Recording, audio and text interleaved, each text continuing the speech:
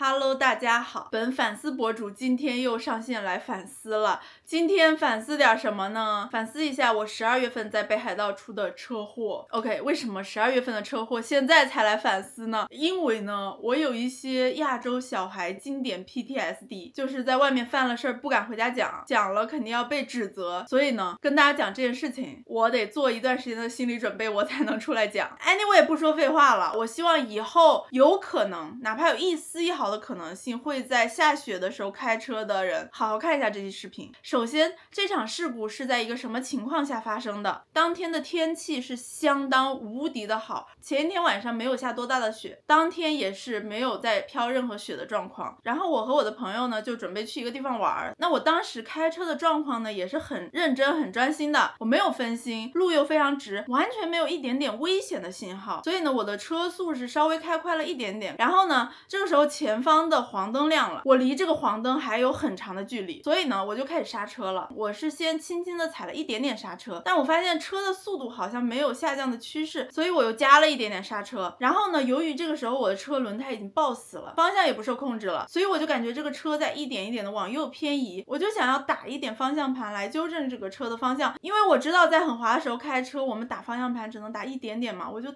只打了一点点，我发誓我只打了一点点方向盘，然后车就从缓缓的向右偏移变成了很大力的向左偏移。当时我朋友吓坏了，他在尖叫。然后我当时在想什么呢？我当时在想，好家伙，要撞到路边的雪堆了，这个雪堆看起来有点硬，幸好不是撞到电线杆，我听说电线杆要赔2亿。那么最后很幸运的是我和我朋友都没有受伤，然后车也没有出什么大问题，就是车头有点撞烂了。那么我现在来反思一下，针对我这一次车祸，我的正确操作手法是什么？在第一次我想刹车的时候，我应该先挂 L 档，在使用发动机制动的同时来踩刹车，这样的话呢，很大程度上应该可以避免打滑。因为我这次车祸之后，我开车就超级小心注意了，我每次刹车都先用 L 档，然后再点刹，从此再也没有滑过。其次呢，如果在刹车的时候车已经开始打滑了，一定不能慌，要立刻把刹车松开。我这次犯下最大的错误就是当车开始打滑的时候，我没有及时的松开刹车。松开刹车之后，这个轮子重新有点转动了之后，它可能会重新抓住地面。然后就是方向盘千万不要打太大了。其实我最想跟大家说的是，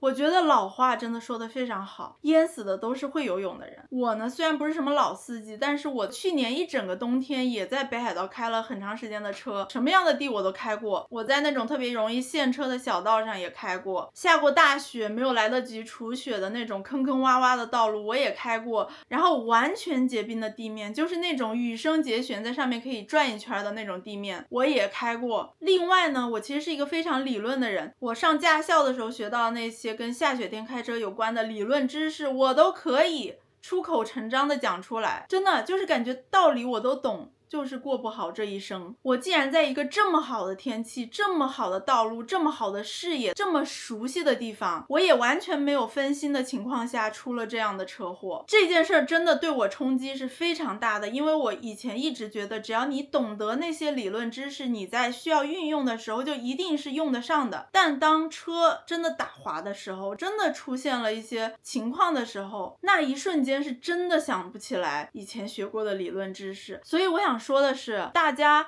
以后在雪地开车，你不要像我一样出了事情你才来反思这件事情，才去注意说我刹车的时候要先挂 L 档，然后雪地要开很慢很慢的速度。这些事情真的不要等你出了一次事故之后才知道，就从你第一次到雪地开车的时候，你就一定要以一种已经出过事的状态去开车，控制好自己的速度，不要因为你没有感觉这个雪地有多滑呀，你就忘记这是一个雪地的事实。好像也就这么多了，我说不出来什么其他的话了。反正就是不要太相信自己了，怀着一种